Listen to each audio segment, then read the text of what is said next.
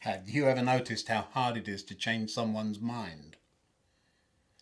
Especially when they've held a particular view or belief for a very long time. Hard, isn't it? My name is Ian Currey, and this is Thinking Out Loud. Come on, let me tell you what I think. I hope you're all still on track with those New Year resolutions. No? Well, then perhaps once all that lovely holiday chocolate is gone. But I notice Easter eggs are on sale already, so I have a feeling that if we're going to forego chocolate, we'd better start now. I won't eat the chocolate. I won't eat the chocolate. I won't eat the chocolate. I won't eat the chocolate. It's not working. Why is this so hard? Okay, let's think logically for just a moment. Chocolate tastes good, but too much of it is bad for me. I like eating chocolate, but need to eat a little less of it. Simple. If I just don't poke it in my mouth every time I see it, and we'll all be fine. Decision made, mind made up. Well, about that. Look, we've just talked about this. We know the facts. We made a decision. What else is there to talk about? And still, the chocolate disappears every time we come within arm's reach of it. Do you see?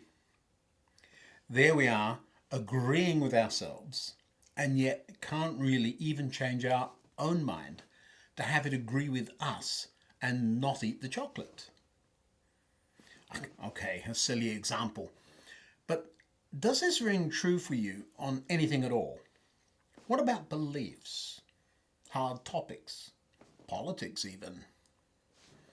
It's hard enough to change our own minds, even when we know we're doing the wrong thing.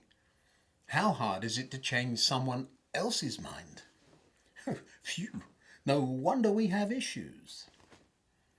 But why is it so hard to change? Why do we stick to our beliefs, habits, and preferences so rigidly and without question? Well, with the chocolate, it's easy. It tastes so good, doesn't it? But with other things, let's take a particular belief or view. It's not that it tastes good, but that we somehow unintentionally look for things that confirm our choice and reinforce our beliefs. An example, a while ago, we needed to change our car. We decided which type and make, and off we went to the dealer. There were a few to choose from that were almost identical. The particular one we chose was a deep blue colour. I don't think I'd seen a car that colour very often. Nice. I liked it.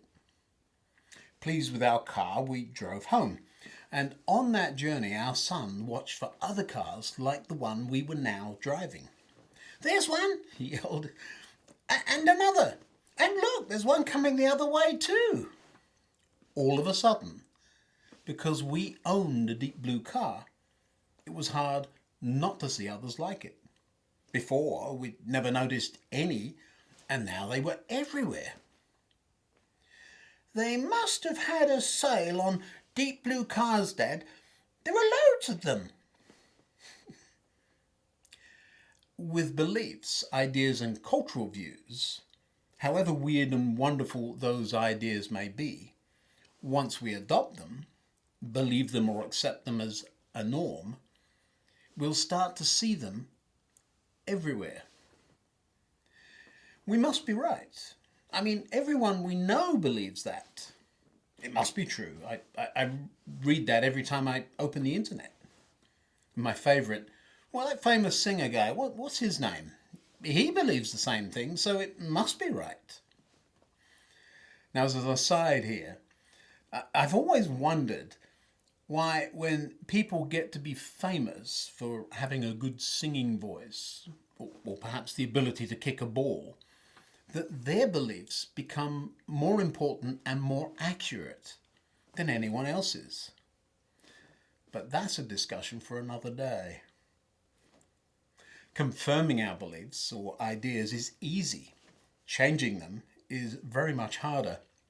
Once we have a view, we have a natural tendency to only listen to people with that same view. By being selective with our ears and where we give our full attention, preachers, politicians, and yes, even friends all tend to think and believe the same way we do. There are almost certainly loud voices saying things that are different, other interesting things, presenting things we would benefit from hearing. But, well, those people are closed-minded and don't listen to our reason, so I'm not giving them any attention. Eventually, actually very quickly, this easy pattern of chocolate-coated thoughts divides. I'm sure you've heard the strange expressions, my truth or their truth. That's when you believe something to be true, my truth, and really only gather facts that support that point of view. See, they said this, so it must be right. My personal question is always, well, what happened to absolute truth? Is there an absolute that we can build on, or is this all based on poor foundation of ideas supported by just the people we choose to listen to? There's a big sign on a chimney here in Atlanta that says, just be nice. I know, I've no idea who put it there, but it certainly seems like a good idea on the face of it. A group of people dealing with a rather difficult time received a letter from Paul to encourage them to stick together and have a sense of togetherness about what they were going through. And now, dear brothers and sisters, one final thing. Fix your thoughts on what is true and honourable and right and pure and lovely and admirable. Think about things that are excellent and worthy of praise. Lovely. Enjoy those honourable and pure and lovely things. But did you see what Paul started out his famous statement with there? Fix your thoughts on what is true. So what is true? Where does truth come from? Well, there comes the absolute on which everything else is built, doesn't it? Establishing truth is so hard in a world where we've daily come to expect to live with paradox. Changing someone else's mind is almost impossible when we have any error in our own thinking. A kink in our think, as one old friend put it. We all have to do something about our beliefs and ideas we hold that don't hold up to proper scrutiny.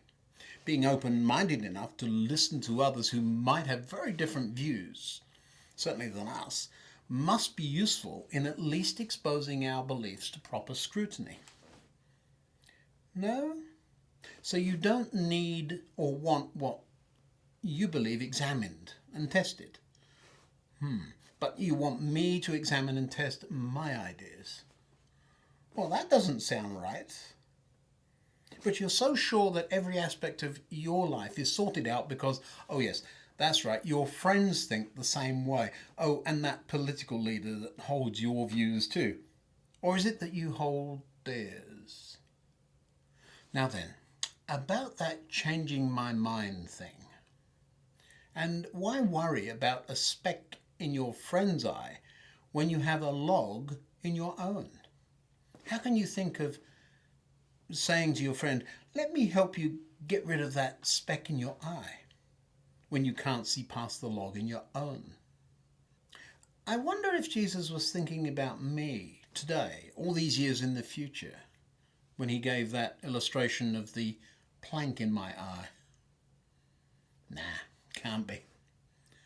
My views are right. Now, where's that fruit and nut chocolate hiding? Until next time, goodbye.